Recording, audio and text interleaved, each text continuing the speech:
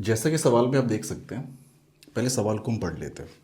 A rope resting on rough ground, one end of rope is pulled by an external force.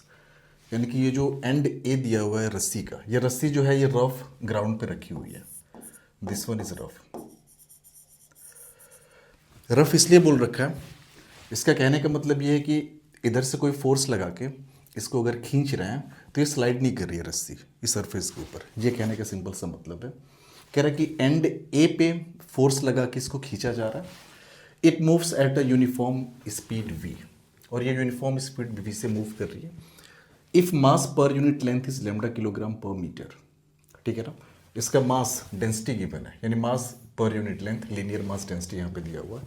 Find the power associated with an external force pulling the rope, assume there is no slipping of rope. Ground के ऊपर कोई भी slipping नहीं है, ठीक है ना। सवाल सिंपल इतना सा है। आपको ये बताना है कि एंड ए पे फोर्स लगा के खींचा गया, फोर्स की वजह से इसके पास से कांस्टेंट स्पीड आ जा रही है, तो उस फोर्स का पावर क्या होगा, ये हमें कैलकुलेट करना है, ठीक है। अब ज़रा फिगर को हम रीड्रॉ करते हैं। हमने मान लिया ये जो आपके सामने डायग्राम दिख रहा है ये t इज इक्वल्स टू 0 पे था, ठीक है। हमने मान लिया at t is equals to 0 पे ये सीन था कुछ, ठीक है ना। dt टाइम बाद एक डायग्राम और हम ड्रॉ करते हैं। हमने माना कि ये हमारी सरफेस है, this one is our surface, ये हमारी सरफेस होगी। साथ ही साथ यहाँ से ऐसे हम एक ड्रॉ कर रहे हैं लाइन, ये यहाँ पे ऐसे एक लाइन ड्रॉ कर रहे हैं, this one is another line. हमने ये माना कि ये वाला जो लेंथ है ना यहाँ से यहाँ तक, ये रस्सी का, इसको हमने मान रखा है dx। ये dx है तो फिर ये वाला हिस्सा भी यहाँ से क्या हो जाएगा, ये आपका dx होगा, ठीक है। हमने माना कि dt टाइम में ये जो एंड है ये dl डिस्टेंस कवर कर रहा है। ऐसे हम मान ले रहे हैं कि लेट इन टाइम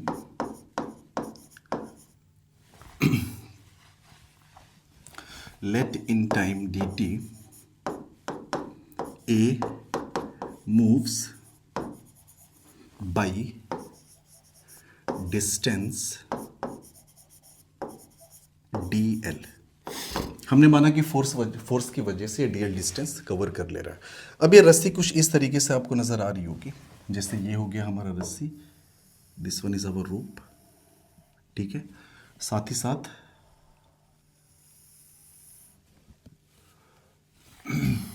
ये कुछ ऐसा है, ठीक है ना। यानी कि ये जो एंड आपका ए यहाँ हुआ करता था, अब ये यहाँ पे जा चुका है, ठीक है। और इसने कितना डिस्टेंस कवर किया है, इसने डीएल डिस्टेंस कवर किया, ठीक है। अब आप ध्यान से समझिएगा, ये अगर डीएल है, अब देखिए डीएक्स इधर की रस्सी, डीएक्स इधर की रस्सी, ये सारी की सारी रस्सी आगे बढ़ चुकी होगी। यानी आप एक डीएल और डीएक्स के बीच में एक रिलेशन यहाँ पे डिफाइन कर सकते हैं। आप ये लिख सकते हैं कि भैया जो डीएल होगा ना, डीएल इज इक्वल्स टू ये 2 टाइम्स डीएक्स होगा। ये तो कंफर्म है, ठीक है। अब इसके मूव करने की वजह से इसके पास वेलोसिटी या स्पीड आप कह सकते हैं v है। ये हम नाम मान लिया इसके पास क्या है, स्पीड v। और साथ ही साथ एक्सटर्नल फोर्स लग रहा है, उस एक्सटर्नल फोर्स को हमने इधर दिखा दिया। ये सारा कुछ एक एक्सटर्नल फोर्स की वजह से किया जा रहा है, ठीक है। अब ध्यान से समझिएगा, जो इधर है ये वाली जो dx लंबाई की रस्सी थी, इसके पास पहले भी स्पीड v थी, अब भी स्पीड v है। लेकिन ये जो पहले ग्राउंड पे रेस्ट कर रही थी ना, इसके पास पहले स्पीड v नहीं थी, इसके पास तो स्पीड 0 थी। जब ये वाला सीन आप देखेंगे, ये वाला जो सीन है ना, ये वाला जो डायग्राम हमने ड्रॉ किया है एट टाइम t पे ड्रॉ किया है, t पे नहीं सॉरी dt टाइम बाद ड्रॉ किया एट टाइम dt। वो t इक्वल्स टू 0 का डायग्राम था, ये t बराबर dt पे हमने ये आपके सामने डायग्राम ड्रॉ किया। इस डायग्राम से आप साफ साफ समझ सकते हैं कि जो dx लेंथ की रोप थी उसके पास वेलोसिटी आ गई। कौन सी वेलोसिटी आ गई, आप कह सकते हैं कि स्पीड उसके पास आ गई v, ठीक है ना। तो आप साफ साफ ये लिख सकते हैं। अच्छा, इसका मास कितना रहा होगा, ठीक है। हमें लिखना चाहें अगर मास ऑफ एलिमेंटल लेंथ, जो भी छोटा सा एलिमेंटल लेंथ है dx, उसका मास कितना होगा, उसके मास को हमने मान लिया dm, और dm इक्वल्स टू हो जाएगा लैम्डा मल्टीप्लाइड बाई dx। क्योंकि मास पर यूनिट लेंथ गिवन है आपको लैम्डा, तो डी एक्स लंबाई का मास कितना हो जाएगा, lambda multiplied by D x. ठीक है, अब ये जो डी एक्स लंबाई की रस्सी जो पहले ग्राउंड पे हुआ करती थी उसने मोमेंटम गेन किया। अब वो मोमेंटम कितना गेन किया है, अब मोमेंटम किस वजह से गेन किया है, तो फोर्स की वजह से गेन किया है। ठीक है ना, तो यहाँ पे हमने लिखा momentum gain by D x. इसने कितना मोमेंटम गेन किया, उस मोमेंटम को हम कह दे रहे हैं dp, and dp is equals to हो जाएगा मास मल्टीप्लाइड बाई यहाँ पे स्पीड वी। ठीक है, मास कितना हमने ले रखा है, लेमडा इंटू डी एक्स। सो ये डीपी इज इक्वल्स टू हो जाएगा लेमडा डी एक्स और ये हो गया इंटू वी। ये तो मोमेंटम हो गया। ठीक है ना, मोमेंटम गेन। तो फोर्स कितना लगा होगा, अगर हम फोर्स की बात करें, फोर्स अप्लाइड, जो भी फोर्स अप्लाई हुआ है, आपको पता है फोर्स इक्वल्स टू होता है डीपी ओवर डी। ठीक है, डीपी की वैल्यू ऑलरेडी हम कैलकुलेट कर चुके हैं, ये हमारे सामने निकल के आ गई है लेमडा डी एक्स वी, और ये आपका हो गया ओवर डी टी। अब ज़रा ध्यान से समझिएगा, D x over D T हमें निकालना है। ये जो यहाँ से दिख रहा है ना आपको, d l is equals to 2dx। ठीक है, अगर आप इसको टाइम के रेस्पेक्ट में डिफ्रेंशिएट करें तो d l over D t is equals to क्या हो जाएगा, 2 और ये हो गया d x over D t. ठीक है, अब d l over D t क्या हो जाएगा, तो यहाँ पे आप साफ साफ समझिए, ये जो डी एल लेंथ आगे गई है रस्सी कितने टाइम में, डी टी टाइम में, उसके पास इसके पास स्पीड आ गई थी v। तो आप साफ साफ कह सकते हो यार कि D l over D T जो होगा वो स्पीड हो जाएगा v के बराबर। तो ये हो गया v और ये हो गया 2 d x over D t. तो यहाँ से d x over D t आप ऑलरेडी कैलकुलेट कर सकते हो आसानी से, d x over D t is equals to, ये 2 को इधर कर दो तो ये आपका हो जाएगा v divided by 2।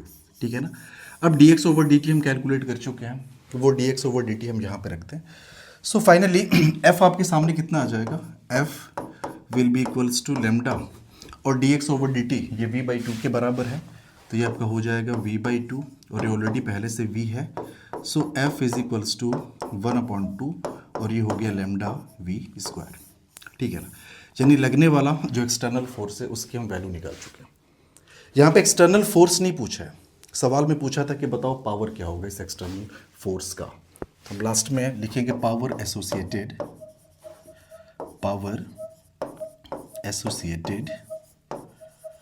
With this external force.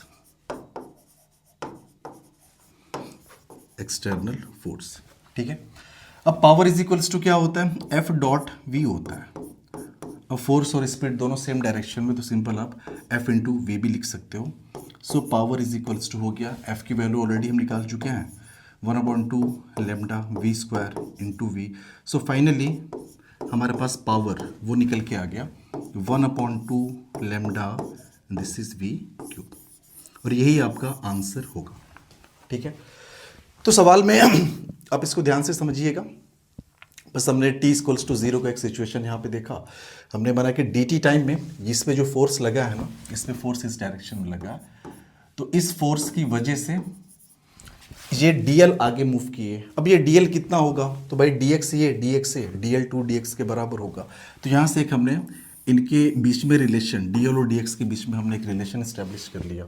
ठीक है, अब ऑब्वियस सी बात है कि इसके पास स्पीड v है, वो कांस्टेंट है, तो v इक्वल्स टू हो जाएगा dl ओवर dt। तो यहाँ से हमने dl ओवर dt निकाल लिया, तो एक रिलेशन और यहाँ पे हमें मिल गया dx by dt equals to v by 2। और फाइनली ये सारे एक्सप्रेशंस का यूज़ करके हमने आंसर यहाँ पे निकाला।